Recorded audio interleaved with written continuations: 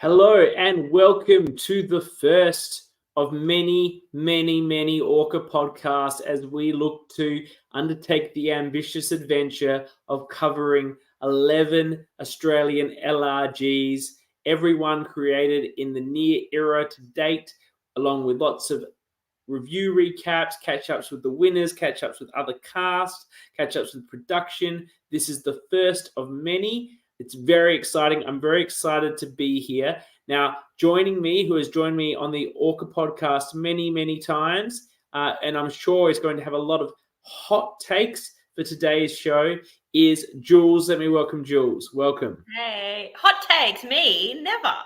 You have good takes. Thank you. I'll take that. Well, I just want to say that I'm very excited to kick off this adventure with you to be covering this season as the first season. Now, look, I've said that I wasn't going to reveal where the sort of bottom six came in the votes, but I think I can safely say, and it won't hurt anyone's feelings, that this season came last. And I very much think, having watched it and studied all of the material that was available. There was so much. I spent all day binging it. I deep dived. I actually think, though, that it's just a product of it only being 34 minutes available for watch. Had this whole season been available to watch as a whole season, I think it would rank very highly. What do you think? I agree. Like the one episode of the final five onwards that we saw was good. It seemed like there were really good players. There's a few people in there that we've seen in other LRGs that we know are good players there. So I'm actually really upset that we didn't get to see all of it because I think it would have been really interesting. And the production quality was very high. It starts off with the zoom shots and slowing down, speeding up with the drone, and it's got the full Survivor feel over that lake. Liz coming out, like it's got the challenges look very good. The production's very good. The sound quality is excellent. Everyone can be heard very clearly. The little grabs, the names, everything is just at top tier. And I must say, if this was the finale and we'd had a whole season, I would rate this very highly as a finale. I love the recap for the season. It gave me everything I needed to know without having watched anything. And then I really loved the cut to the live reading of the votes. Oh my God, I love that. It was giving me like Jeff Probst coming in a helicopter. Like, we need to do this for LRGs. Well, the benefit they had is that she said she would read the votes in 2 weeks. Now, I don't know if that was factually correct or not, but for a lot of LRGs, there is an appreciation that it takes about a year to come out. So I think it would be very challenging for the contestants to wait that long to find out. Oh, they wouldn't be waiting that long to find out. It would get spoiled in all the chats for sure. Aston says that would be very painful. It would be. What if maybe the way people should do LRGs is film the votes being read out and then like film a fake out ending. So you have the votes being read out for the cast's benefit, but then you have a fake out ending and go to the live reunion sort of reveal. Yeah. I guess the other thing is there are people a lot of time that travel from interstate, so it might be a big ask to, get you to fly in. I mean, you did fly in from Adelaide for your finale, but of course I did. So not everyone has the means to do that on a regular basis, so that might be a bit difficult. And I showed up incredibly hungover to it as well. No. So I was very hungover. Now I just want to talk to what's going to be happening over tonight and then over the next 3 weeks, covering Melbourne Survivor 1. I'm very excited. Before we start digging the episode, Jules is with me tonight. We'll be breaking down all 36 minutes of the season into a podcast that will go twice that long. I think that's a very impressive feat for us.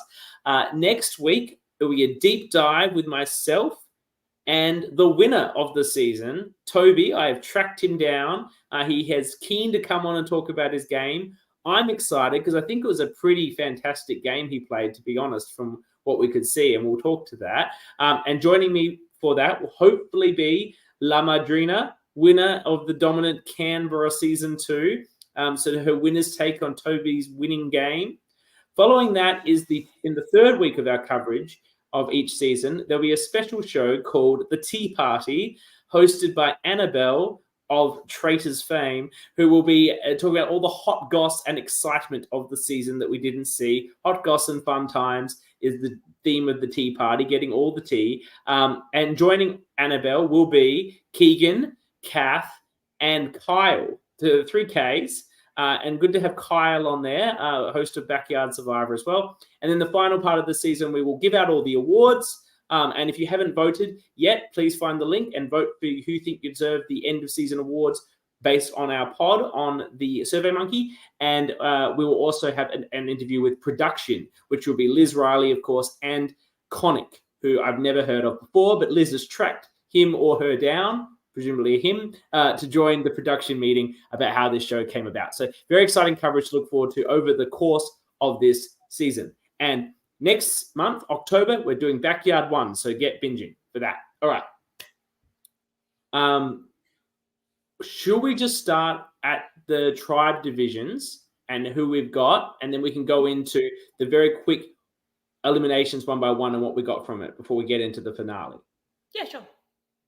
So on Bunjul, we have Ian, who's the old. That's blue? Blue, yes. I've blue. only got blue and yellow written. I've struggled with tribe names. I know I did tribe names. This is how I don't do tribe names. This is how dedicated I am. I never do tribe names. That's why I loved playing with fire. It was just red and yellow. There was no tribe name. It was elite. We missed the boat in not making our merge tribe blue. Just blue flago. Like blue fire. Because it's hotter. Blue flago. We wore blue buffs and blue is the hotter, which I presume is why they chose blue. Anyway. Ian, Mitch, Rosemary, Keegan, Nicole, Alicia, Sophia, and Cam. Cam is sunglasses guy.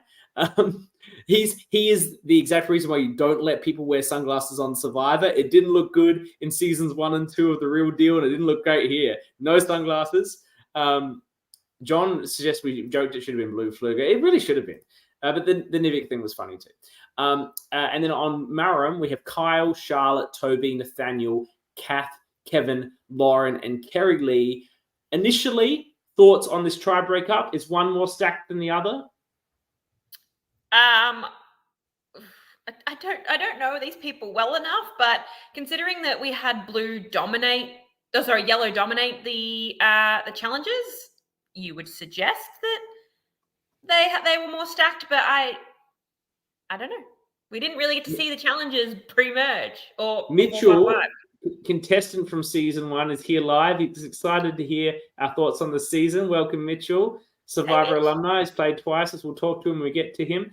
Well, I feel that Maram's stacked, to be honest. Like, Bunjul's got to be carried by Keegan, who is a bit of a challenge beast, as he's shown on his numerous appearances, and his efforts as a crew member running challenges for many survivors. But Kyle, Toby, Nathaniel, Kevin are all pretty fit guys. Charlotte looks like a pretty fit woman as well. So whereas Bunjul has the older contestants in Ian and Sophia, and look, yes, and then just some generally okay people. So I feel like it was stacked against them. Yeah, well, because Yellow didn't lose a challenge before the swap, did they? No, it was only when we get to the double trouble. The only reason Lauren went out was because 2 people went. Yes, that's right. Mitchell will take generally okay. I'm trying to think about. I would happily accept generally okay. Personally. I'm trying to think about your yards apart performance. Yes, I'll get to this, Mitchell. You're jumping ahead. So first, Sophia goes out. Now, Liz Riley feels that Sophia was a tragic first boot. I think, sometimes people say you should do a first boot season. Maybe it's Josh Peterson saying that a lot. I don't know. And then I think Liz would not do it for JP, but I think she'd do it for Sophia. She feels that Sophia was robbed. Sophia is generally are robbed. Like you don't need much of a I've said this so many times before. Like the first boot, people ask why was that person the first boot? Because their name came up. Like I don't want it to be me. So someone else is saying Sophia, I'm going to write down Sophia. That's the only reason. Well, let's get to we've got some. I went into the deep dive, so I've got some information on Sophia's boot. She's a PhD student, and before the game, she said she doesn't know very much, but she was very, very excited, and her goal was to stay for at least 3 rounds. That's a small goal, which sadly she failed to achieve. So apparently the Cam sunglasses dude stuffed up the puzzle, which appeared to be the playing with fire flames, from what I could see. Oh, like a slide puzzle, or no, the flames from the playing with fire. Oh, that one. Yeah. It looked to be that. Apparently Cam stuffed it up, but he still went, notwithstanding that. We had a voting confessional from Mitch in the extra material, and Mitch says he's just going with the consensus and he didn't want to take risks early. So it sounds like it was a bit of pile on Sophia. Maybe she wasn't connecting as well with everyone else. John's asked, did they get a brick? No, from what I could tell, one of the cast members of the tribe was holding up the puzzle like this in the bottom of their hand. So that was the view on that. Poor Sophia. First boot in Melbourne Survivor history. There's a trivia question that she'll have. And the second boot doesn't get that. So, torches out for Sophia. Maybe first boot season, Josh Peterson will procure one day and she can be there with him. And Scott, of course. We don't have enough first boots yet, so we've got to get to 16 LRGs and get all the first boots together. And that'd be pretty epic, actually. We'll have a tribe of first boots and then like the merge boot. The merge boot is often robbed as well. Yeah, what about this for a theme concept? First boots versus merge boots versus no boots. No, as in like losing final tribalist? Yeah. Ooh, okay. I'd be on board with that. Especially ones that didn't get votes. Like no vote finalists is the no boots. Okay, so it's Scott versus Max versus Dale. Dale for that season, yeah. Yeah, I could see that. I like it. So out number 2 goes Cam. He was obviously, apparently, the next person to go for reasons, but also maybe the sunglasses. I would vote him out for that. Aston's made it clear that middle of winter. Who needs sunglasses? So say Aston of Canberra fame said Backyard already did the first those twists. I know that, but if we did all first boots, there'd be the chance of making the poor woman from Backyard be Francesca the third time, which would just be brutal. Names escaping me. Cam, we have his vote for that vote. He voted for Nicole, who is famous for being the person on the picture on the YouTube season. She's standing there with the pole, Nicole. He voted for her because it was obvious. Obviously, not only obvious to him because everyone was booting out Cam. So I said Sophia was a PhD student. Okay. So then next, I don't have everyone's little career, but I have Sophia's. I have Cam's other than Sunglass Guy. Mitch is telling us the first vote was between Sophia and Cam. After he got a few votes at the first tribal, I think we just decided to go with it. I mean, the second tribal was probably, half an hour after the first one? That makes sense. Yeah, makes sense. So then we had a reward challenge, and Bunjil finally won. It was the classic Survivor of holding the poles and trying to knock off. Yeah, love that. I love that. This season's looking great. I wish it all existed. And this is a bit of an exciting. Both have gone to tribal council, and first they showed us Maram going to tribal council for the first time, and really excitingly, a tied vote, a 4-4 tied vote. How good's that? That's awesome for a first tribal. For a first tribal for that tribe, I wouldn't want him to go down like that. I think you generally, for a first vote, you get a pile on. So for it to be 4-4, that's really exciting. I would love to see the actual tribal council. I'd love to know the dynamics of it because, as well, as we learn later, there was a strong 4-person alliance here of Kyle, Charlotte, Toby, and Kevin. And not any one of those 4 got the vote, right? So where was the split in the voting for it to be a 4-4 tie with Kath and Lauren? Yeah, they weren't a type 4 there because they couldn't have voted together. So plus Toby had Nathaniel in his pocket, as is revealed later. So I find it strange that those were the 2 votes, but they were.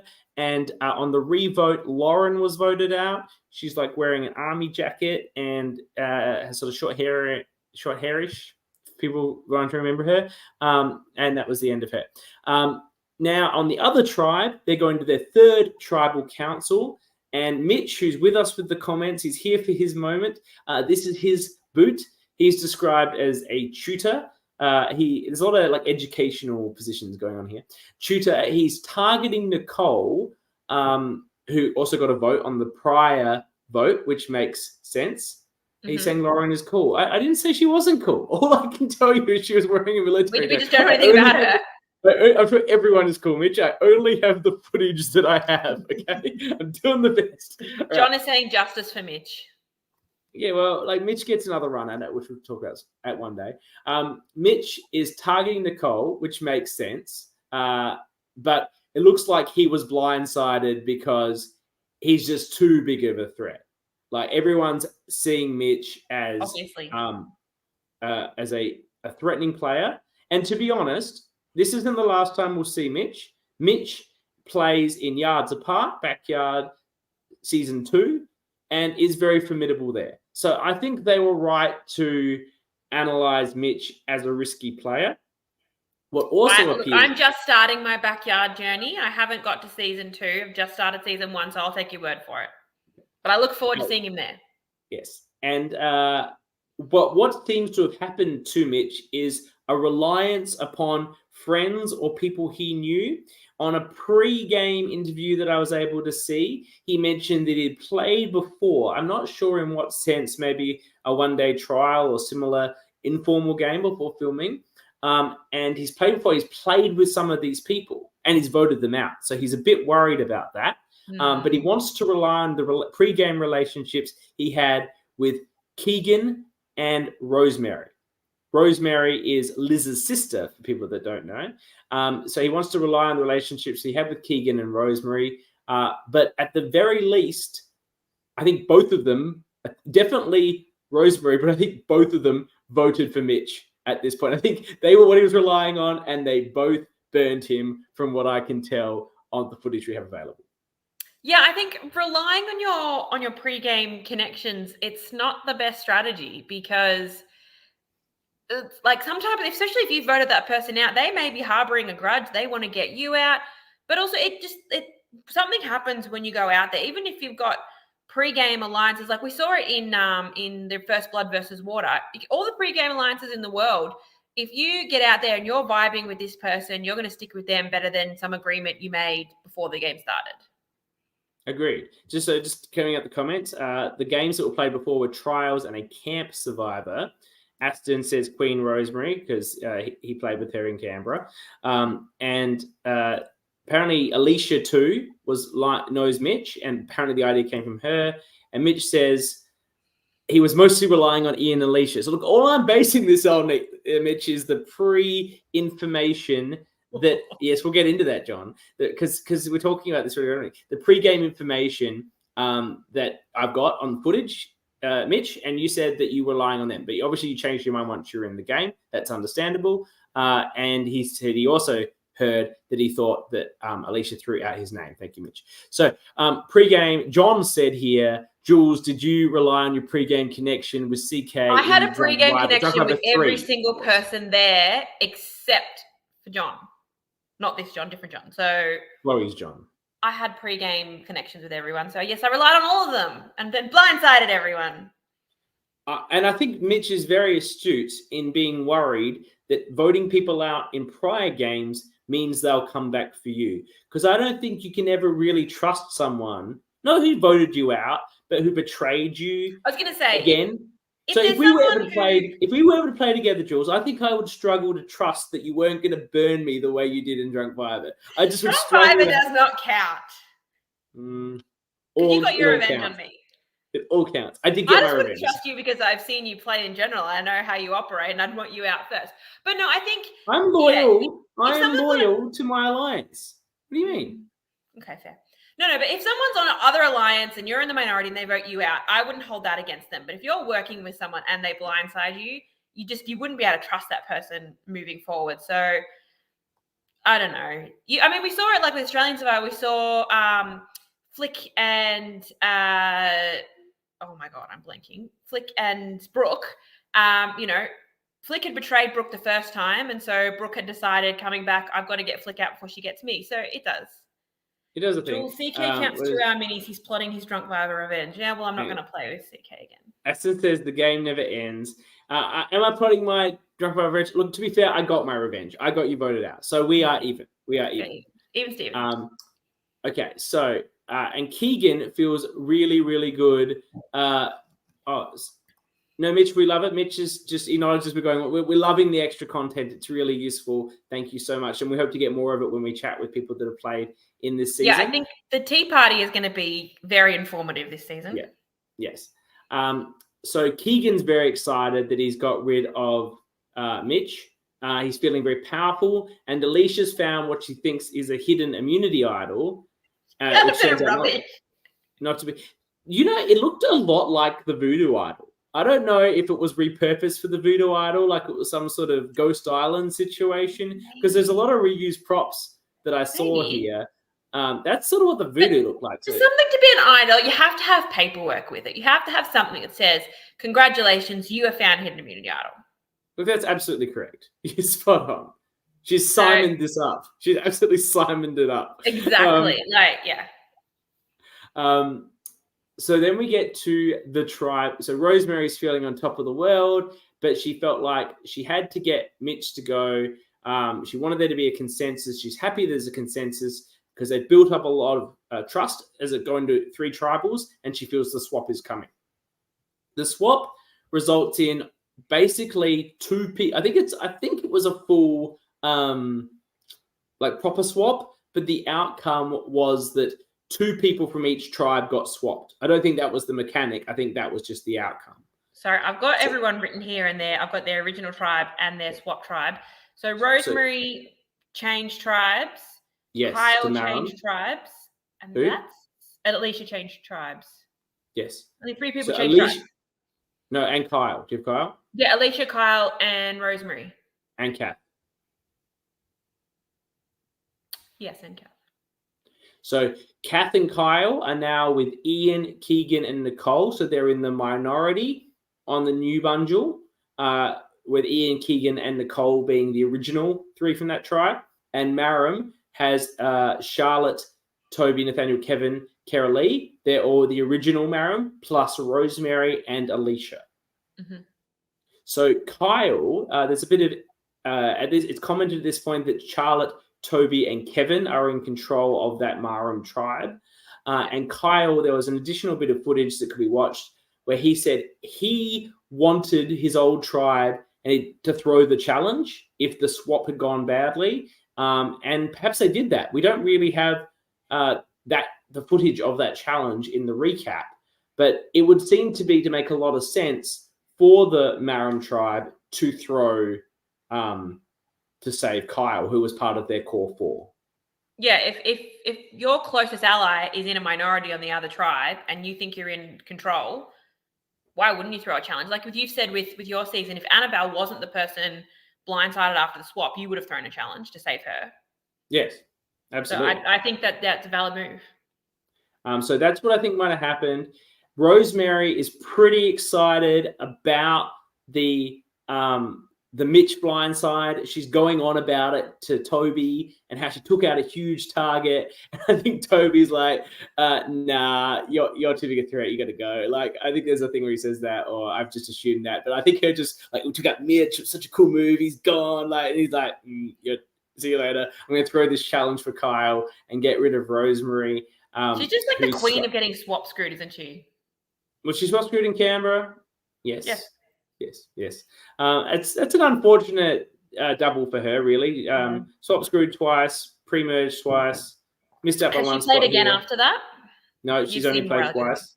Well, then get her back. You'll play twice. She might come back, but you're very lucky. Anyway, you play twice. That's very lucky. It's very fortunate. Yeah, true. So Rosemary, that's it for her here, but we will see her again. Obviously, get to see her in a bit more detail, thankfully, in Canberra season 1. Now they hit the merge. First challenge was the old gross food eating challenge. Do we think it maybe struggled with the same cultural insensitivities that Sydney did, or do you think it was a bit more sophisticated? What were they eating? Do we know? Don't know. Look, someone was gagging on something. Yeah. Pretty sure Rosemary's played in a couple of other unfilmed games. They don't count. They don't count, Mitch. I'm sorry, but they don't. They just don't. Sorry. The gross food, I don't know, like, because the gross food eating challenge they did in Canberra, that was actually good. That was like, oysters in jelly, like, gross. Yeah, that was pretty gross, that oysters in jelly. Yeah, like, I but don't that's mind not oysters offending because anybody it's a because weird nobody combo. actually eats that. That's so weird. That is weird. That's actually a weird food, and There it's you go, they not should change cultural. it, not for gross food or weird food. There's actually an excellent one in Yards Apart as well, where Kyle and they just blend up. Kyle and Brian just blend up random shit together. Like he did in Pearl Islands. What? Yeah. In Pearl Islands, that was the gross challenge. It was like the smoothie with fish and like coconut water. Yeah, that's what they did. They did the smoothie. It's disgusting. That's where you go with this stuff. Yeah. That's good stuff. You mix two things together. Yeah. So who knows if they did. Kevin wins. Looks like Kevin was quite comfortable with the eating challenge. And then Kevin decides at this point that he's just going to flaunt his alliance to as many people as he possibly can by firstly taking we don't care about non-filmed things. I think because Liz is talking about, apparently Liz won a game. Congratulations, Liz. I don't think Liz had ever won anything. Yeah, sorry. She won. Sorry, Liz. Baniel, Blood versus Water, made it the 6th and voted for her to win. Well, you'd expect your Blood versus Water partner to vote for you to win. I would. You wouldn't? If I didn't think they played the best game, no. Harsh. As Aston said, she didn't. Fine. It's non-canon. I agree. So the Kevin goes full orca here and just flouts his strength and position in the tribe. Firstly, it's a reward challenge where you can bring 2 people, and he brings his 2 closest allies, Toby and Charlotte. Dumb. So it doesn't even make an attempt to disguise, and then inexplicably just gives Toby the immunity necklace. I don't have any words for this. I think Kevin's just full orca. There is absolutely no reason. Change my mind if you want to. There is no reason for you to ever give up your individual immunity. No, there's absolutely no reason. No reason. Like, this reeked a bit of like the Heidi Jenner one where it's like, hey, I'm friends, let's share the necklace, because there's no reason for them. There's no strategic reason behind what I'm doing. I'm just doing it. Unless, like, I don't know, you're in an alliance with someone, everyone hates them, but they want to keep you, but you have to be very comfortable in your position to give up immunity. I just get annoyed that you put the necklace on the person we all agreed to vote out. So I vote out you instead. That's what I'd do. Yeah. Like, it's annoying. We had a plan, and now you've ruined it, and now everyone's up for grabs. Unless you had, like, the super idol. Yeah, I don't mind it for something like that. But you could just play the super idol on that person. You could. Anyway, but yes. That's obviously, the only acceptable time is Chris Underwood. He didn't give it to someone else, though. He used it to push himself into a challenge. He had to give up the immunity to do that. He did. Yes, he did. But, yeah, he did it to give himself something to put on his resume. I think giving up your necklace just for the sake of it. But it was so you could go in the fire challenge. Yes, yeah. There was a purpose. Yeah, I get it. Like, there was a reason. So Kevin's full orca here, and you got. They've got 7 people because this is an 11-person merge. Kevin is an enigma. We've got some Melbourne Survivor, the Liz account. She knows almost nothing about him and recruited him from one game of Mafia. Interesting. I like it. I like what Kevin was bringing. So there's said 7 people from the original Marum are on this merged tribe, and only 4 from the original Bunjil, which is Ian, Keegan, Nicole, and Alicia. So with that position of power, the OG Murrums feel it's better to get out one of their own in Keralee. And that's something where I wish we'd seen the episode. Like, why did they get her out? Was it because she was on the outs and they were worried she was going to flip? Is it that they were worried about her being a threat? Is it like I want to know why? Well, if you watched the additional voting confessional footage that was available on the YouTube playlist, we have a vote from Kyle saying that she, Keralee, was a swing vote and had jumped ship quickly at the merge. See, I did watch that, but it was hard to put context to where each vote was. So I have studied this footage so carefully to put together this material. I'm very impressed with the amount of work you've put in. Considering you normally just watch the episode once, you've watched this whole season multiple times. It was easy because it was so short, but I like it was like a puzzle. I enjoy a puzzle, and I was like putting together the different pieces. Like, who has the immunity necklace here? What time of day is it? You know, getting the vibe. Toby voted for her as well, but he noted it was a last-minute scramble, and he didn't quite know how it was going to go. Keralee voted for Charlotte because she believed the alliance, by being the alliance being the four-person alliance of Kyle, Kevin, Toby, and Charlotte, to be too strong. And obviously that aligns with what Kyle was saying about how Keralee was looking to flip away from her original tribe. She'd identified they were the power four in her original tribe, and she was trying to flip away from that. Ian, who I think just does his own thing, was going to vote for Toby, but then just voted for Kevin because, he gave Toby the immunity. So fuck him, as we've just discussed. That's what you should do. Yeah. Now, at this point, the voiceover tells us that Keegan, so that's the end of Keralee, medical student, we'll never see her again. Next, Keegan has emerged as a major threat to the Core 4 Alliance. I don't know how he's emerged. I guess his relationship with Toby is threatening. And for those that don't know, Toby and Keegan are brothers. And, when we talk about Toby here, does anybody else think he looks incredibly like Jaime Lannister? I hadn't made that connection, but now that you've said it. He's a handsome guy. But yeah, well, Jaime Lannister is a handsome guy. Yeah, and I see it. The look is there. So major props to you, Toby. And I think we'll be calling you the Queenslayer by the end of this when we get to the final four. So Keegan and Toby are brothers.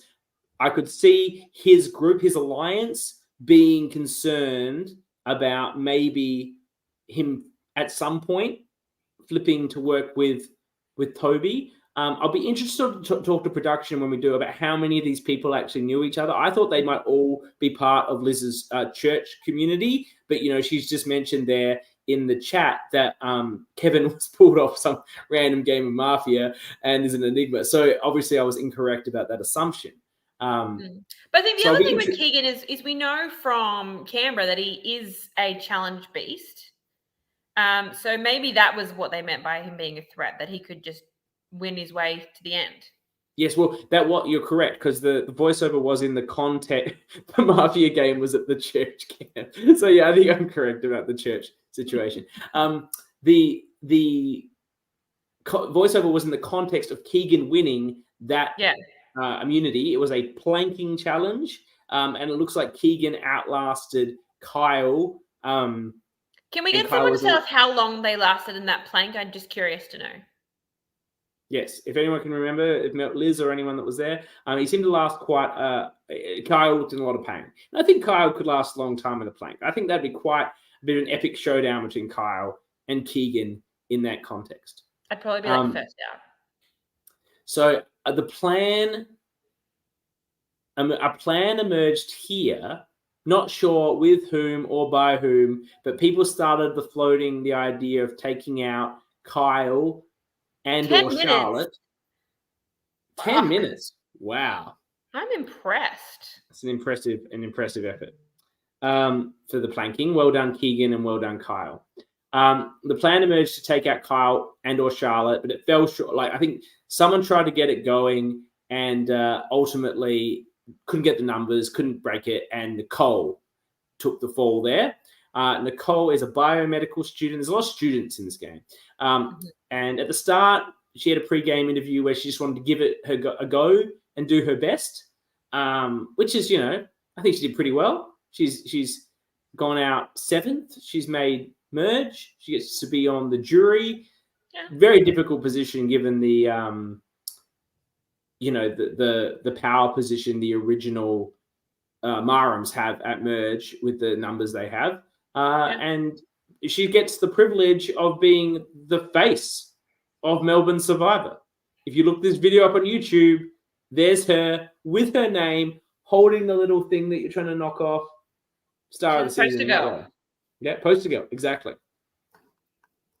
The next immunity was a Survivor trivia challenge, which to no one's surprise, Kyle won. I think Kyle would know a lot about Survivor trivia. You know a lot, Jules. I would like to see the two of you in a showdown. I would win. Really?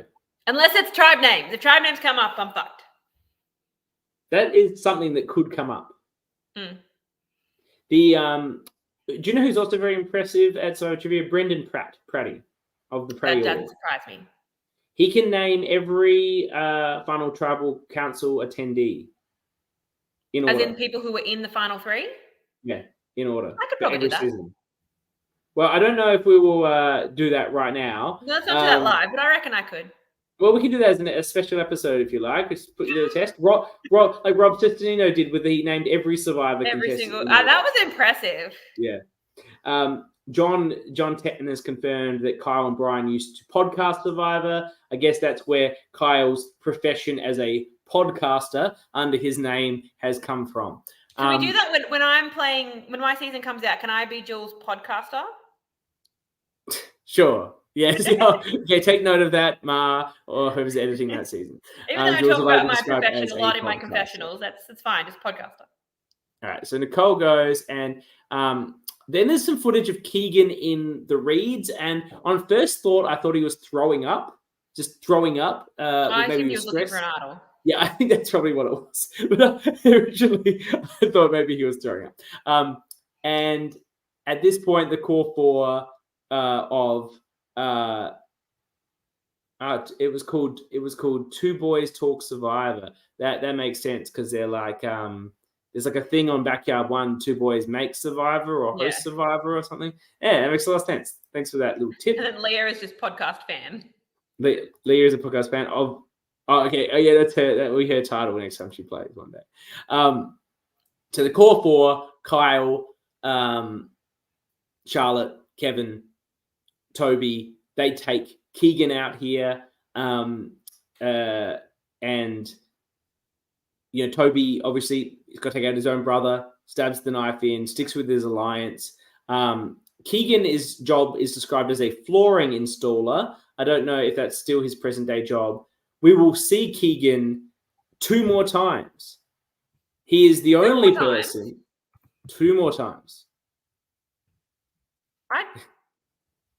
Keegan is the only person in the era of this countdown that we'll be reviewing, the 11 seasons that are part of this process, that has played on 3 seasons.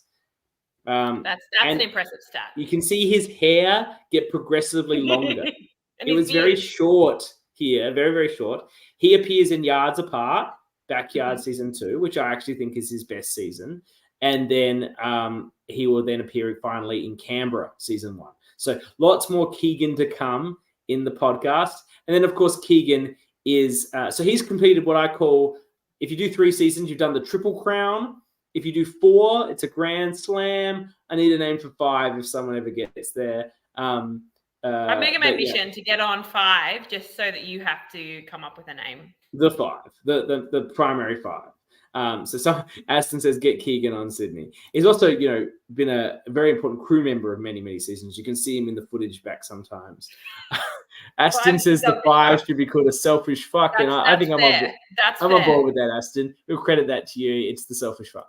So Kyle votes for Keegan because he says he's a threat to win the game. Charlotte said he's too good of a player. These are the sort of things you want people saying when they vote you out, right?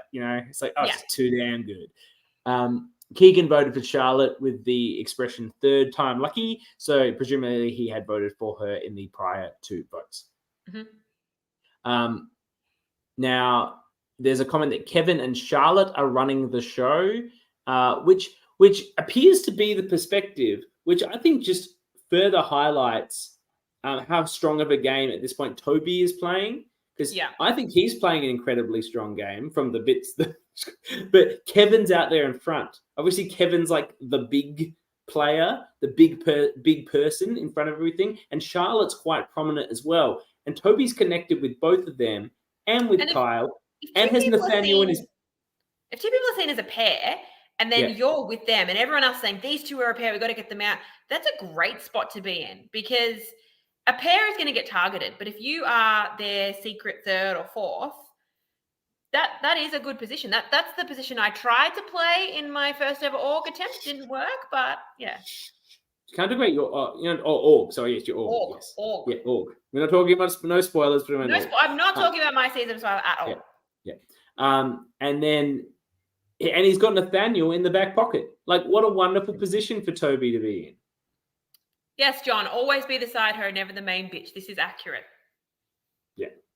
So I think Toby's in a great position. They do a ball bouncing challenge, another classic. And then Charlotte wins immunity. And Nathaniel is like, it's time. I want to break apart this alliance. And particularly, he wants to break up Kevin and Charlotte, who he identifies as the core group. And obviously knowing that he's got a side thing with Toby that brings Toby closer to him if that gets broken up apart. So it makes sense why Nathaniel's looking to do that. And out comes a big twist in the game. This is like something Josh Peterson's dream. It's like almost like the double earn, but not quite. We saw this in Sydney Survivor. So apparently Melbourne Survivor did it first. It was not a Sydney did it in a different format. I think pre-merge and post-merge, it's a very different game. Post-merge, I don't like it at all. Now, I must say, this vote, there's some moves here that make very little sense based on the information that we have available. How did 2 people in the majority alliance go? This is a good call. We see Kyle and Kevin go. So let's go to the first part here. Alicia, who is not in the core alliance, uses her idol, which isn't an idol, to save Kyle. Why? Yeah. Like, they were never together before merge. Now. They weren't on the same tribe at any point pre-merge. What was going on? Like, why did she do that? So here's some of the information that we have from the votes. Can we discuss the twist itself first? Okay, sure. I think it shouldn't be the 2 highest number of people shouldn't go out, because that's not the name of the game. The name of the game is the person with the highest number goes out, because then it basically gives the minority a chance to get someone out. I think if you're going to do 2 people go at the same tribal, like we've seen it with the double earn twist. It doesn't need to necessarily be 2 earns, but everyone needs to have 2 votes if 2 people are going to go home, so that you can actively vote for 2 different people. It's not fair that 2 people are going to go at that tribal and you only have 1 person that you can vote for. If that is making sense at all. I get what you're saying. It's a 2 earn concept. It can just be in 1 earn though. And that also does the same thing, that you can, people in the majority have to vote for 2 different people, but the minority can put their 2 votes on the same person and try and win out that way. I don't like this as a concept. Yeah, it's look, I think they just want a double vote, obviously. But look, we got some of the votes here, and there's some interesting voting confessionals. Mm-hmm. Nathaniel voted for Kyle, and he said, "This better be right, or otherwise I'm dead." Even though he wasn't getting any votes, as far as I know. I have 5 of the votes. I have 5 of the 8 votes available. No, there's 8 votes. I have 5 of the 8 votes. Toby voted for Ian, which is like obviously a wrong call. But I guess 2 of his alliance went. So what could he do about it? Did he maybe throw away his vote? He said he got really freaked out. And he says this in the final tribal council too. The double vote really worried him. He thought that he was going to get taken out. And he was just hoping people were going to do what they said. So I don't know if there was an original plan on Ian that got swept up with the minority players taking advantage here to get the power players, but he seemed to think it was going to be Ian, but he got very concerned. But he also said in Final Trouble that he wasn't listening or communicating very well at this vote because he was very paranoid about what was going to happen. Charlotte voted for Kyle, even though they're in alliance together, part of the core four. Her comment was, an excellent player who will win, so he needs to go. Kyle also turned on Kevin of their core four alliance and voted for Kevin because we said votes are going everywhere. I guess Kyle felt votes were coming his way and he knew Kevin was getting votes, so he threw one on Kevin just to try and reduce the votes on Kyle. Kath voted for Kevin with the description after all that last-minute flip-flopping. So I think the tribal, when this got announced, must have been very, very live, and everyone went into some significant Once again, I want to see this footage. This would have been, I think, quite an incredible show because it completely dismantled the core power group of four. Two people of the main four running the game got voted out here, and we don't know why. Yeah, and it just sounds like the tribal went nuts. And so I think the plan going in was Ian, and then only Toby stuck to that, and everybody else used it like an advantage to shake up the game, including Kath and Charlotte. Kyle and Charlotte betraying their alliance by voting for Kyle and Kevin respectively. Yeah, insane. Liz, do you have the footage somewhere of this? Can we somehow, in the off season somewhere, can we make this into an episode? I want to see it, please. Sounds amazing. And look, Liz has said personally that it was a terrible twist. She had to save as much time as possible and probably thought of it being on the fly.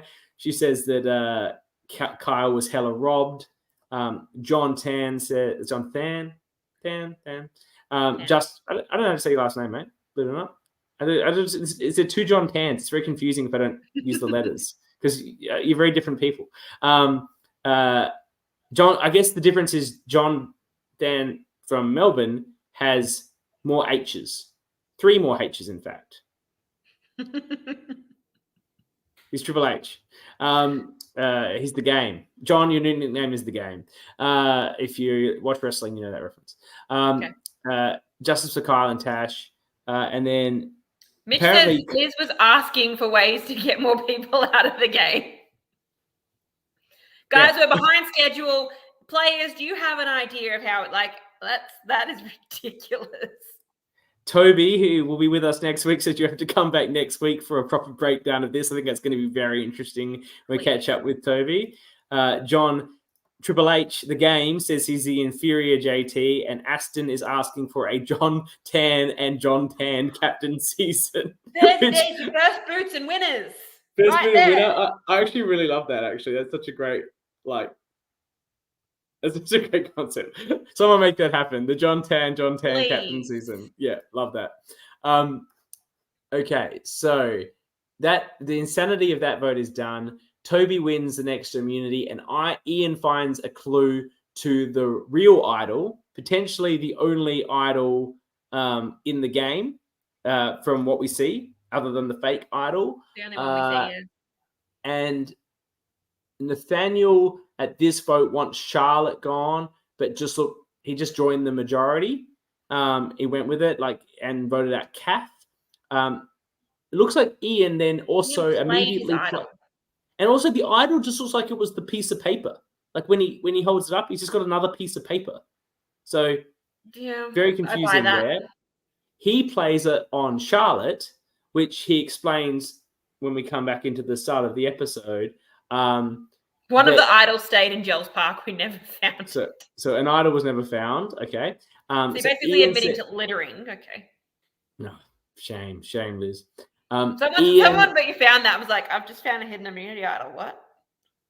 It's like a parallel universe. Maybe it was the one that it's like a time turner thing.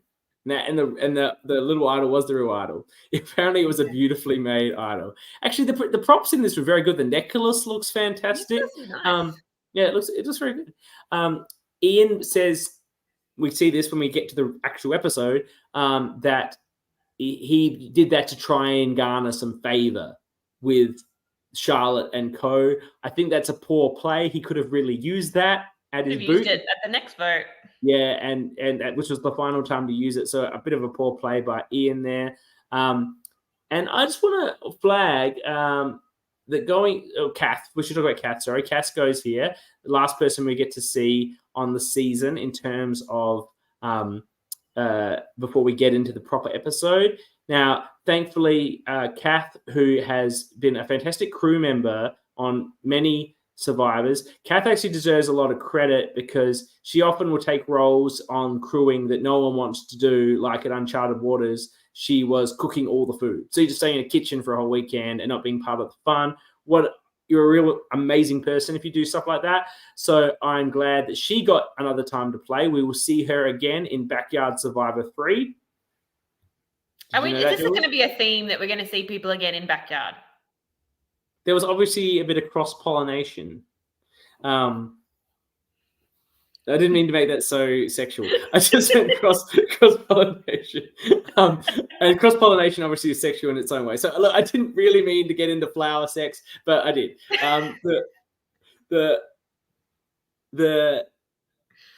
Anyway, she will appear in Backyard season 3. I look forward to continuing my Backyard journey.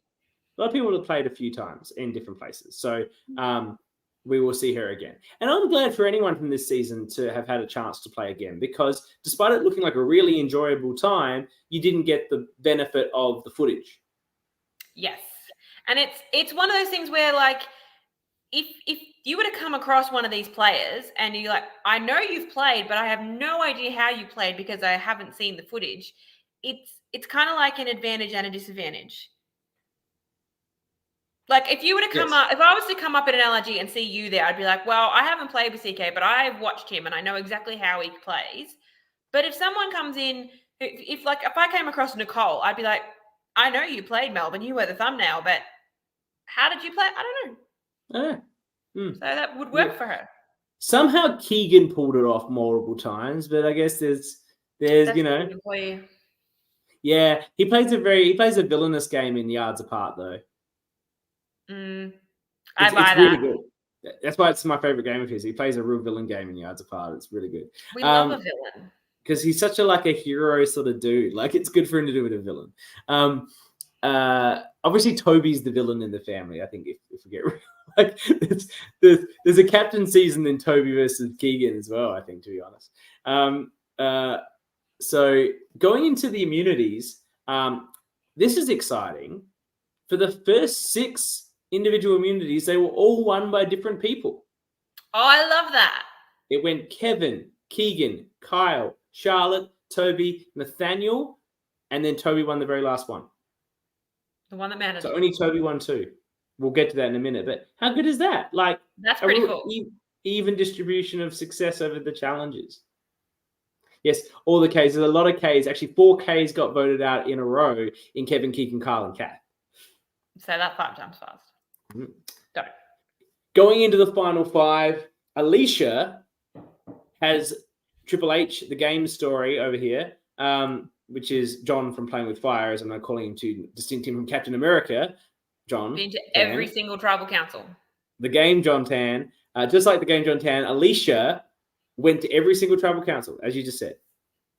That's impressive. And it says twice. In 3 Melbourne Survivors, someone went to every tribal council. I don't remember if it happened in season 2 in War and Dirt. I don't recall. Wait. But in 3 seasons of Melbourne Survivor? Number 1. And then John, Triple H, the game, was in season 3. So I don't know about season 2. So over 3 seasons, at least twice, someone went to I thought you said it happened in 3 seasons. I'm like, no, it didn't. But no, I don't know if it happened. I'm saying it might have happened in season 2. I can't remember. I'll have to look at that. It didn't happen in War and Dirt. Okay. No. I call it War and Dirt because it was a dust bowl. And it keeps up the elemental fun. It's a pretty impressive feat from Alicia. And she feels really good because she's locked in with Toby and Charlotte. Because everyone's locked in with Toby and Charlotte. Ian, he came in this game as an underdog. He was worried about his fitness level compared to some of the other players in the game. He's been working on his social game, apparently. That's how he's got this far. I don't know. He seems like maybe he was a bit of a goat or whatever that's getting carried. We'll have to see when I talk to the other contestants. Toby is has been a driving force, according to the voiceover, in putting people on the jury and has not had a single vote against him. You're taking That's impressive. At Final Five. To get to Final Tribal, did he get to Final Tribal without a single vote? Yes. He did. He was one vote off a perfect game. Who was the one Nathaniel vote? They screwed it up for him. Kath voted for Nathaniel and ruined Toby's perfect game. Kath, we just gave you all this praise. Now we have to take it away. It could have been amazing. It would have been the more disappointing this season doesn't exist. Oh, a near perfect game. One vote off. In a final three. That's unbelievable. You got Sam Green's here, so that's the way to do it. No votes to the end. All right, Sam. And Nathaniel, Charlotte's been a big player and a big target, and it's she believes it's always going to come down to her and Toby at the end. They're tight too. No matter what, they're going to be there together. They've dominated this game together. Alliances go so far, but the final vote before the end, they don't mean shit. Well, that's what we'll see. And she's keen to bring Alicia to the end. Nathaniel has been under the radar, has been pivotal to votes, and Toby has told him he wants to take Nathaniel to the end. And he and Toby have been close since the very beginning that not everyone has been aware of. So big sign, hour 11. We're at hour 11 that they've been playing this game. They've been playing this game for 11 hours, and we're going into the final stretch. The first challenge is memorizing some rocks, doing a padlock, and then throwing tennis balls into a bucket. What do you think of this challenge? I liked it. I like do a bit of this and then do a bit of that and then do the next thing. Like I like it. We saw, who was it that was working together? Was it Charlotte and Toby? Charlotte and Toby once again sharing information, passing, because they're going to go to the end together. For them. Because they're tight. They're going to the end together, just the two of them. But I mean, like, we see that in Canberra and it doesn't work for them. It doesn't work here. It's don't too many cooks, apparently. Just work on your own stuff. And Charlotte and Toby walk off together, and Charlotte says they're together, and she talks to the camera saying she doesn't want to hurt people's feelings. Well, I'm sorry, Charlotte. You've hurt the 13 people you voted off's feelings already. You're going to hurt someone's feelings. Hopefully they put on their big boy pants and get over it. I think what she means is she doesn't want to hurt Toby's feelings, but unfortunately Toby does not feel the same way, as we'll get to. Nathaniel's thinking about the final three and who's going to be there. At this point they go, because Charlotte and Toby have made both Nathaniel and Alicia feel really, really good about getting to the final three. It's a simple 4-1 on Ian. Mm-hmm. And he really could have used his hidden immunity idol that he, for some reason, played the last round. I wonder did we see who he voted for? I think we did. Charlotte? Was Charlotte?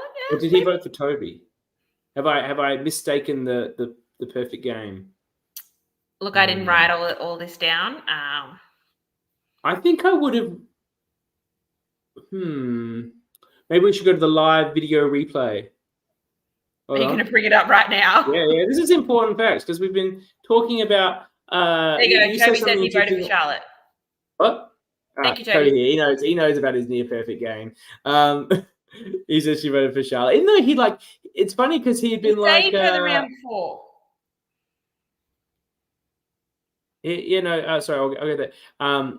Toby knows about his near perfect game. Ian played the idol for Charlotte and then just voted for the next round. Plus, he was also anti-Toby for quite a while there and wanting to vote for Toby. He wanted to vote for Toby until Kevin gave him the immunity necklace. That also saved the near perfect game that moment there. So interesting moves from Ian. He was just a bit chaotic, I feel. And he sounded incredibly salty when he walked off. Good luck, guys. It was so salty. And we love it. We love a salty loser. No one likes good losers. That's no fun. Be a Okay, bit of I'm baby sorry. about it. All right, then you don't want to play with me. And then Liz says they're playing for $100. My question, did Toby receive the $100? Toby, did you receive $100? Ian walked so Laurel could chaotically fly. That's right. Ian was the precursor. Yeah. Did he? Because the game did not get Oh, he his did. $100. Okay, Toby did get his money. Toby because got his money. The game from Playing with Fire did not get his $100. I believe the winner of Warrandyte got it and gave it back. I That don't was know. nice. I don't know if that was coerced or if that was his choice, but yes. Do you think maybe it was a bit of like a lunch lady Denise from China situation where she had to give back the 50K because she lied on national television? I don't know. He did, and he was the only one who paid the $20 at the start. Oh, wow. Is this for Warrandyte or Toby? I think that's Toby. Oh. They only had to pay $20 to play, and people didn't pay it? I paid to play. You paid to play. I paid. No, that's what I mean. Like, they only had to pay $20. I think I paid more than that. His choice. I told him to use a fuel to Newcastle. Yeah. But like this is a lower production. Like it's one day. You don't need all the food. They're doing it in a park. They probably didn't get a permit for that. You know. Yeah. A lot cheaper around. So Alicia is happy. Ian is gone. He was tough strategically to maneuver. I could see that. Yeah. And she reckons that she's going to make the top 3 now. It's a slide puzzle challenge, the game's specialty, of course. And for those joining late, the game is winner of Playing with Fire, John, and which we will explain. I'm not going to explain why. That's his nickname. That's just his name now, the game. Is the game. And there's a wrestling reference there if you don't understand that either. There's a lot of things built on each other. He wins the slide puzzle. Toby wins. He's very pleased he's won it. There's quite a loud exclamation of his success. And I think that's fine. It's the exclamation point on a fantastically played game. He could have been in a lot of danger, potentially. Well, it doesn't sound like Charlotte was going to vote him out. Yes. But, he's thinking that he's going to vote Charlotte out. So he probably thinks that Charlotte's thinking about out because that's the sort of player he is. No, but it sounds like if he didn't win, Charlotte would have at the very least taken it to 2-2. Oh, I think Alicia goes. I think Nathaniel's sticking with him anyway. Yeah. But the point I'm making is that for a player like Toby, he's thinking Charlotte will do the optimal game move and vote him out, not just stick with him because he's not going to do that. He's not going to make the optimal. All right, Liz, how long was it? Apparently, the slide puzzle took a long time. Did it take longer than the entire episode of 32 minutes? Over under? What do you think, Jules? Under, surely. Although I saw the bits of footage I saw, people obviously had no idea how to do a slide puzzle because it was there's moving bits around like this. Just that's how I do slide puzzles. And then they'd have it like almost right with one piece down the bottom, and no, you've actually got to put them in like 2 at a time to get it to work. And yes, John, it did look like it was a 3x3. It did look like a 3x3. It was a 3x3. Like 5 minutes. That's pretty good, isn't it? Is that good? I don't know. I'm not good at them. Not good? I mean, I've done it on an app, so it's easier because it slides. I can do a 3x3 in under. Toby's claiming 2 minutes. Just FYI, Chloe's disputing the 5-minute call. All right. I think it is harder with actual pieces, and it looked like there was a few times looked like people had them stuck. But yeah, no, I wouldn't. Nathaniel's got stuck. You'd still want to have it in under a minute, I think. Okay. Well, he wins. He's excited. Charlotte thinks it's the best possible scenario. The best possible scenario that she, Charlotte, or Toby won. And Alicia reckons she's in. Alicia had a pre-game interview, the only one of these finalists, and she said she wanted to make good alliances and fly under the radar. It looks like that's what she did. She lived up to it. She flew under the radar too well. Yeah, she flew so low, she got 0 votes. Unfortunately. That's too far under the radar. Yeah. Flying under the radar, it's a great strategy, but you do need to come out a little bit. So then the alligator. Yeah, that's right. You gotta pop up and then pop back down, just like the alligator. Charlotte, the nurse, Rob Goddess here. What a fucking game she played. Oh She my God. was dominating this thing. Absolutely. And if she's at Final Tribal, do we think she wins? I think it's very close with her and if it's her and Toby together. Toby's not there, she wins, hands down, obviously. Oh yeah, easy. Yeah. Yeah, if she's there with Toby, I think she maybe takes it from him. It seemed like she was more prominent in the alliance. And I mean, the main person that Toby would get would be Nathaniel, and if he's in that final 3 too, like if Nathaniel's on the jury, then that makes a difference. But yeah, Toby literally had people sacrificing their game for him. Well, that's a good player.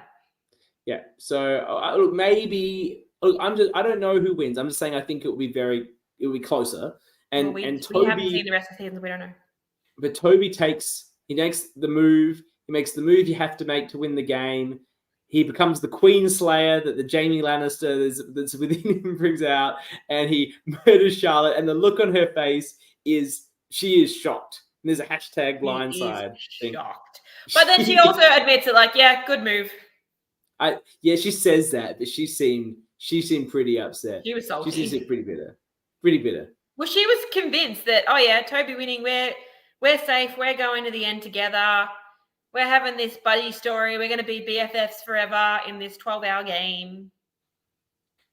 Yeah. Not to be. But what a great player. Would love to see her again. She seemed like a really, really switched on player. So then the Final Tribal Council, we've got some of the questions. Kyle's question was, what was your biggest move? And Alicia said her biggest moves were voting out Kyle and Nicole. And this answer, just on information we have, makes literally no sense. Because on the vote that Kyle went, Alicia tried to play her fake idol on him. Yeah, I don't know about that. Yeah. And the fake idol that she thought was a real idol. Yeah. She was talking about aligning with them, I think. Yeah. Okay, I guess that makes more sense, but she also... Okay, I guess that makes more sense. Okay. But I don't think you can say your biggest move is aligning with two people. No. Like, no one's respecting that. No. Nathaniel says his biggest moves were taking out Kyle, who was a big threat, Kevin, Keegan, and Charlotte. You can't have taken out Kyle and Kevin. They were at the same tribal and you only had one vote. Well, we don't know what happening was that tribal, but he was definitely trying to break that whole shit apart. And maybe, he caused the chaos that caused that to occur. Chaos Nathaniel. I don't know if he can really claim Charlotte.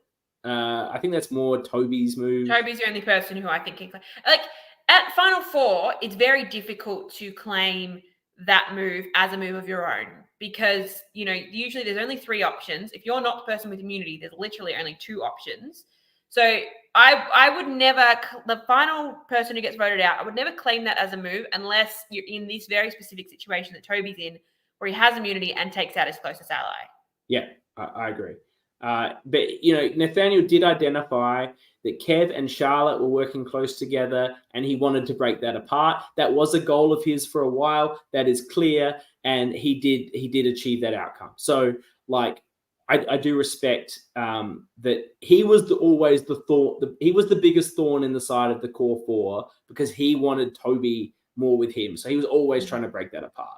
So I do give him some credit for that. The game is trying to challenge me and saying, didn't Adam claim David in Millennials versus Gen X? He did, but that was that he convinced Ken to flip and vote out David, which that is impressive. So maybe I take back what I said about not claiming. Although, according to most people, post-game, Hannah did more of that work. Adam just took the credit. Yeah. Because Hannah that convinced Ken to flip. Yeah.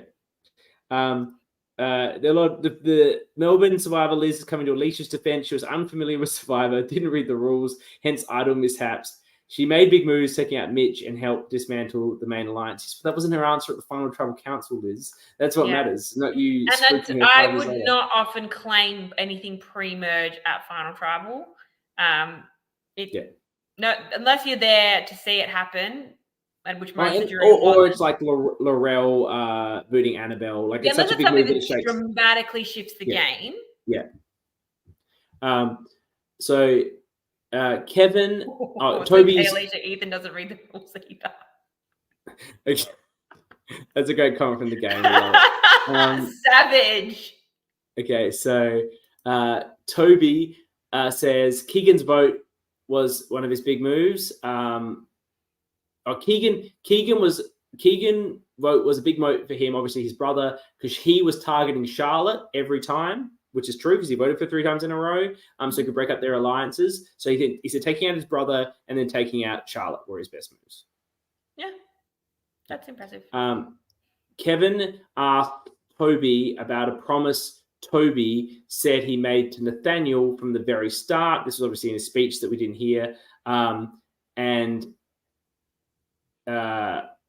Why didn't you bring him into our alliance? If you were tight with Nathaniel, Toby, why didn't you bring Nathaniel into our core 4 with Charlotte, Kevin, Kyle, and Toby? And Toby's response is he wanted a side alliance that no one knew about.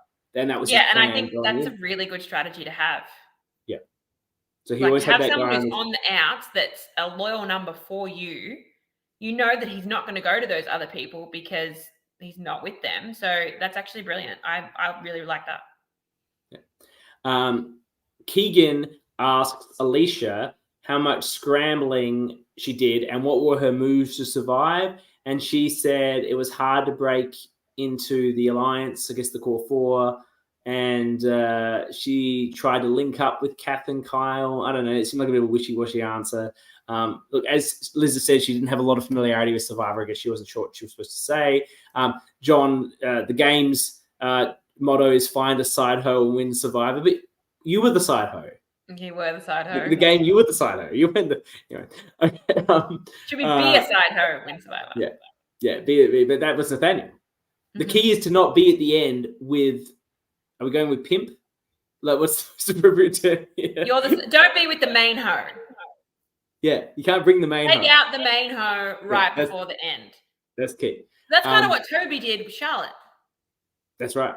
Carolee asked what was their weakest move. These are good jury questions, by the way. I really like that as a jury question. I think it's good to be able to identify your weaknesses. It shows some awareness. Yeah. But I'm just liking all these questions overall. Yeah.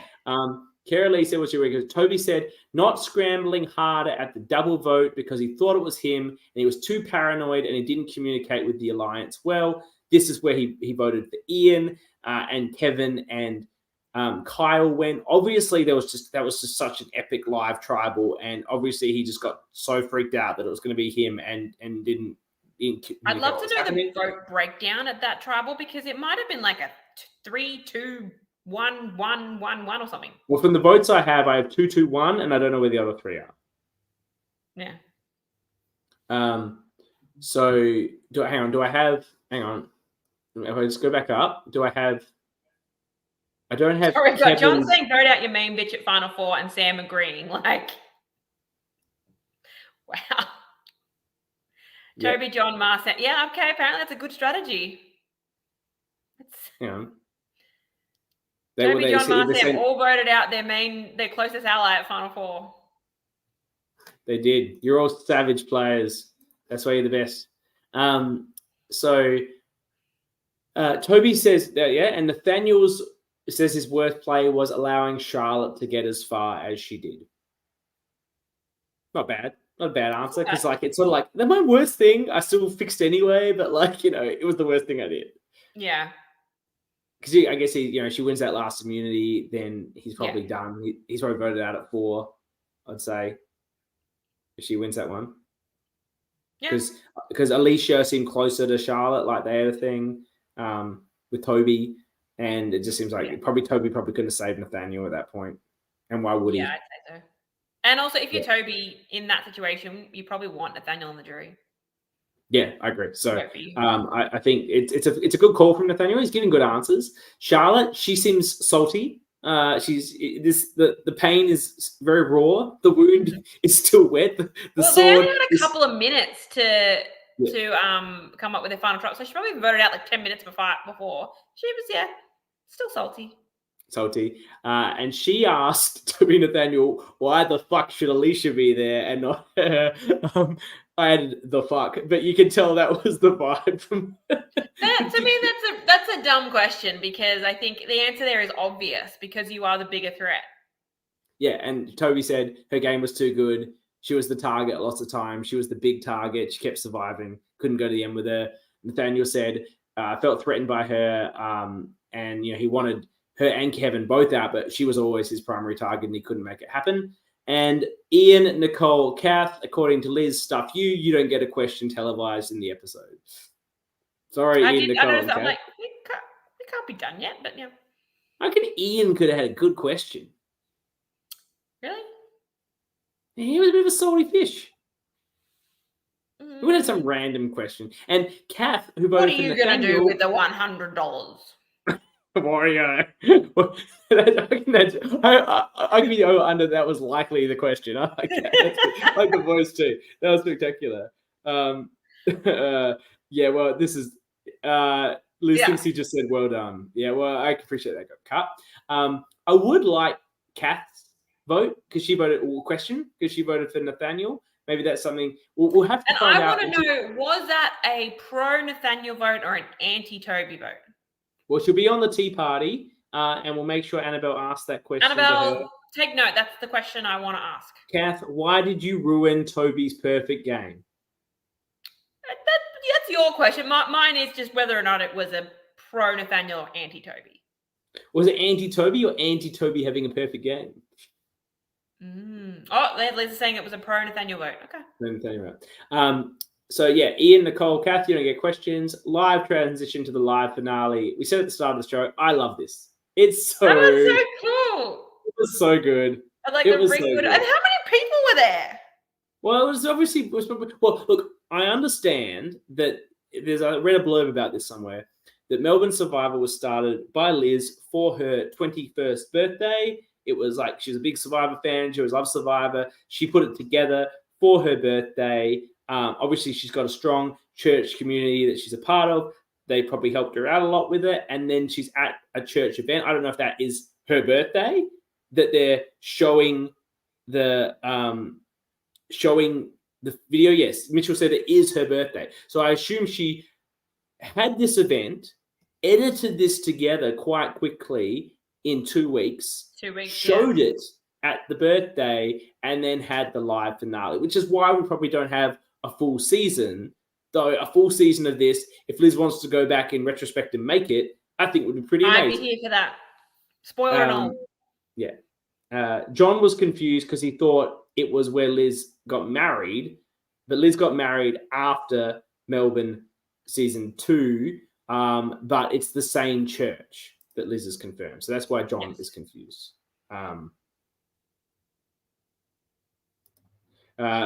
Liz says that Connick edited it all. What a great job Connick did. And she directed him. We can do this and do that. And she suggested she was a bit annoying with her directing.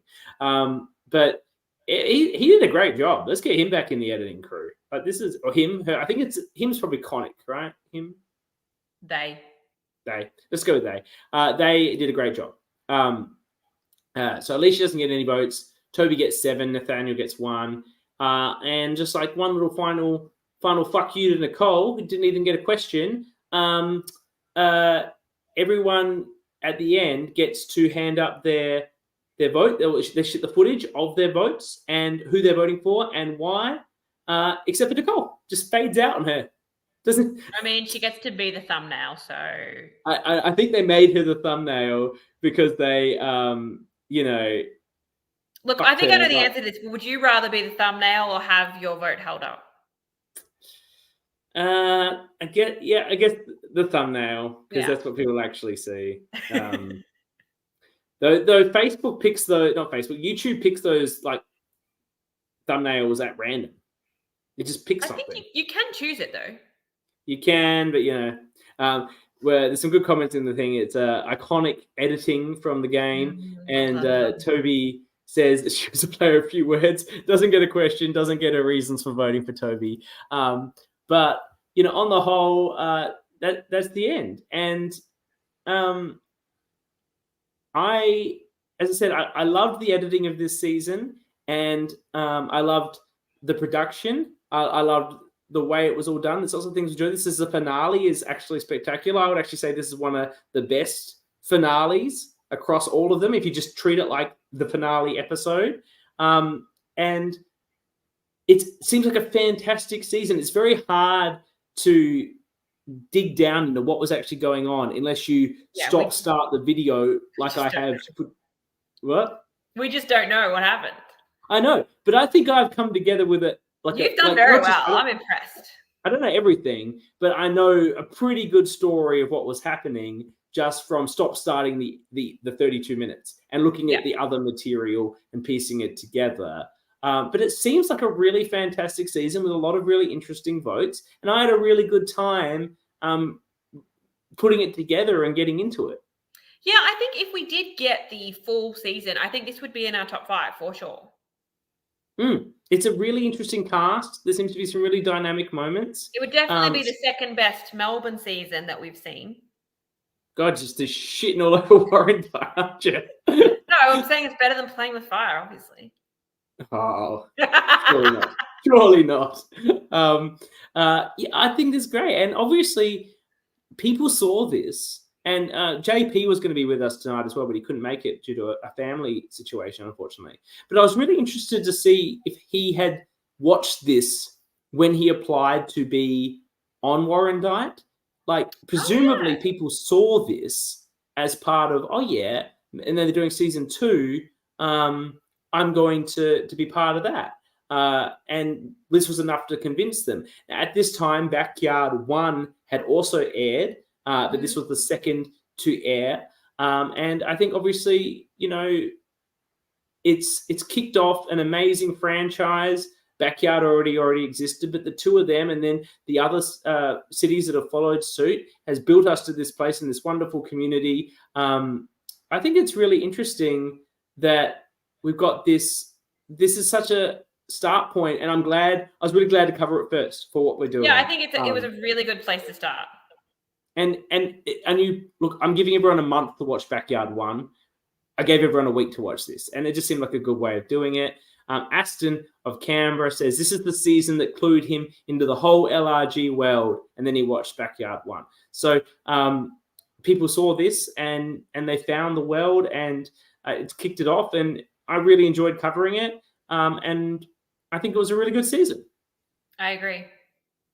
And I'm really looking forward to getting more context. As I said at the start of the show, for those in there, next week, deep dive with La Madrina, Power winner herself, with Power winner Toby and myself discussing his game, seeing how he can tell the story that we tried to tell, that we think happened, of what actually happened, and how he played such a strong game in his key moves. Next season, we have next week after that, we will have the Tea Party, which I think is going to be the highlight of all of the 4 podcasts we will do for every coverage, led by Annabelle of Traders fame. She will have getting all the hot goss from Kyle, Kath, and Keegan, the 3Ks. But let's ignore the connotation there. And then to the final week will be myself and somebody to be determined with Liz and the infamous Conic, who Liz has tracked down from wherever he is, to talk about the production of the season, as well as handing out the awards that you can vote on. The voting remains open. Voted. Get in there and vote. Just watch the 32 minutes, or just base it on this discussion. I think this episode is now probably the true coverage of the season. If you want to know what happened in Melbourne. Well, we've been talking for an hour and 24 minutes about a season that went for 32. That's right. So this is now the true picture of the season. If you want to know what happened, come here and then vote. And there will be, of course, all the fan voting awards, and the ORCA award will be handed out on that final episode. And as I mentioned, in October, we're doing Backyard 1. If you haven't watched it, get into it. I watched it a few years back. I really enjoyed it, as a season. It isn't a backyard. That's where the name came from. And it's not just it's not like 3 where they're in quite a large backyard. Like, it is a tiny backyard. It's, legit a backyard. But they do an amazing job with it nonetheless. And I think I'm looking forward to covering that season. It's hot as fuck. Because it seems like it's like 40 degrees. I've only watched the first episode, but it looked hot. It's like 40 degrees, and there's this chick who's like hungover the whole time and hating life. There's good value in it. Calvin, who's such a big character in Melbourne Survivor 2, is in it. So there's lots of good things to see. Yeah, they had a pool, he said, and like I think like the tribe that wins like the first reward gets the pool, which is like probably the biggest reward you could possibly get in a game of Survivor on a 40-degree height, getting the pool tribe camp. But anyway, that's for next month. That's very exciting. Thank you, Jules, for being here and covering this with me. I'm actually glad we didn't have a third person because we went for an hour and a half anyway. But we had a lot to get through. I'm enough. Yeah, we're enough. We're plenty. We are plenty. And this was some great coverage. Thank you to everyone in the comments. It was really re-engaging. It was great to have Toby and Mitch here from the season, as well as Liz providing us with lots of extra feedback. And, of course, everyone else who joined us. Aston, Sam Green, The Game was here. And a lot of winners watching us. Who else? Anyone else? Have I got anyone? No, I think that's everyone. Thank you, everyone that was here and checking us out. Thank you to everyone who listens to this later on whatever podcast feed they listen to. And as I said, get voting. I'm excited. This is the first of many. This is the first of 44 that I'm going to do. 44 podcasts. You're not doing all of them. No, I don't do the tea party. You don't do tea party. But I have to organize everything still. That's like half the work. This is true. And get all the guests and everything. That's like 10 times more work than just getting on here and talking shit. But yeah, 44 podcasts, ORCA every week in your ear as we go on. We cover all the seasons. Thank you for coming. Thank you, Jules. Thank you, everyone on this chat. We will see you next week for the deep dive with the near perfect winner, Toby J. Thanks, guys. Bye.